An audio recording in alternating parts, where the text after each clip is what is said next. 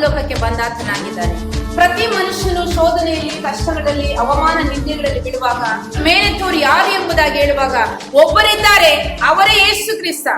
ನಿತ್ಯವೂ ಆರಾಧಿಸುವ ನನ್ನ ದೇವರು ನನ್ನನ್ನೆಂದಿಗೂ ಕೈ ಬಿಡೋದಿಲ್ಲ. ನಿತ್ಯವೂ ಆರಾಧಿಸುವ ನನ್ನ ದೇವರು ನನ್ನನ್ನೆಂದಿಗೂ ಕೈ ಬಿಡೋದಿಲ್ಲ.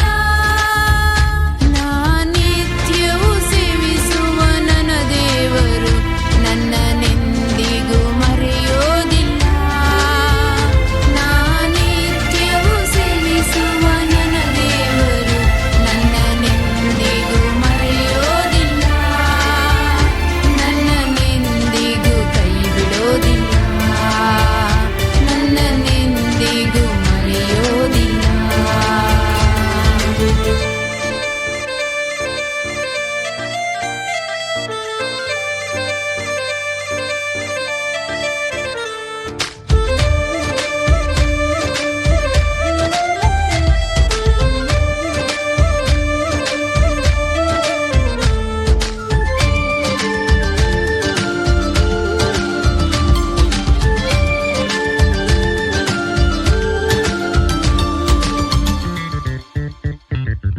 ನಿತ್ಯವೂ ಸ್ತುತಿಸುವ ನನ್ನ ದೇವರು ಸುಮ್ಮನೆ ಇರುವುದಿಲ್ಲ.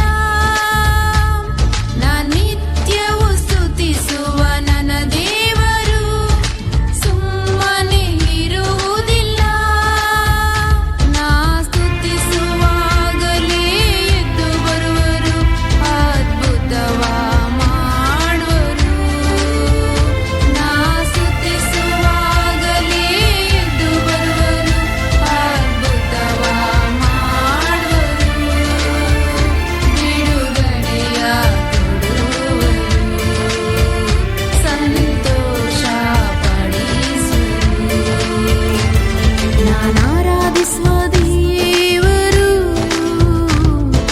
ಜೀವವುಳ್ಳ ದೇವರು, ಜೀವವುಳ್ಳ ದೇವರು. ಸೇವಿಸುವ ದೇವರು, ಜೀವಿಸುವ ದೇವರು, ಜೀವಿಸುವ ದೇವರು, ಜೀವಿಸುವ ದೇವರು.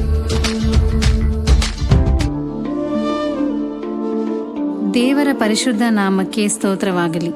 ಅನೇಕರ ಜೀವಿತದಲ್ಲಿ ದೇವರು ಅದ್ಭುತ ಮಾಡುವವರಾಗಿದ್ದಾರೆ. ಹಾಗೆ ನನ್ನ ಜೀವಿತದಲ್ಲೂ ಜೀವವುಳ್ಳ ಅದ್ಭುತವನ್ನು ಮಾಡಿದ ದೇವರಾಗಿದ್ದಾರೆ.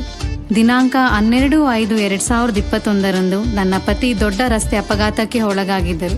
ಸಾವು ಬದುಕಿನ ಮಧ್ಯೆ ಹೋರಾಡುತ್ತಿರುವಾಗ ವೈದ್ಯರು ಕೈಬಿಟ್ಟಾಗ ದೇವರು ಈ ಹಾಡಿನ ಮೂಲಕ ತಾನು ಜೀವಂತ ದೇವರೆಂಬುದನ್ನು ನನ್ನ ಪತಿಯಲ್ಲಿ ತನ್ನ ಪುನರುತ್ಥಾನದ ಶಕ್ತಿಯನ್ನು ನಿರೂಪಿಸಿದ್ದಾರೆ.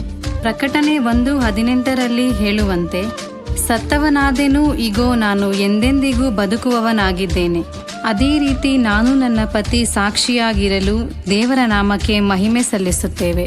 ಹಾಗಾಗಿ ಜೀವವುಳ್ಳ ನಮ್ಮ ದೇವರು ನಿಮ್ಮ ಜೀವಿತದಲ್ಲಿ ಸತ್ತು ಹೋಗಿರುವಂಥ ಎಲ್ಲ ಕಾರ್ಯಗಳನ್ನು ತನ್ನ ಪುನರುತ್ಥಾನದ ಶಕ್ತಿಯಿಂದ ಎಬ್ಬಿಸಲು ಶಕ್ತರಾಗಿದ್ದಾರೆ. ಆಮೇಲೆ